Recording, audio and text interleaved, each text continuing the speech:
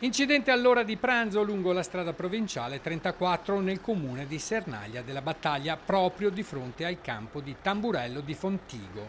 L'impatto violento ha coinvolto un'automobile e una motocicletta che procedevano nello stesso senso di marcia. Ad avere la peggio è stato il motociclista, un uomo di 53 anni di Primiero San Martino di Castrozza, che dopo l'impatto è stato scaraventato fuori dalla careggiata. La moto è rimasta ribaltata accanto all'autovettura con le ruote riverse verso l'alto, mentre il Centauro è sbalzato alcuni metri più avanti, finendo dentro al fossato che costeggia la strada. Fortunatamente l'uomo non avrebbe mai perso conoscenza e il fossato in quel tratto conteneva soltanto pochi centimetri d'acqua. Sul posto sono arrivati in pochi minuti i sanitari del SUAM 118. Dopo le prime cure, visti i traumi riportati, è stato richiesto l'intervento dell'elisoccorso.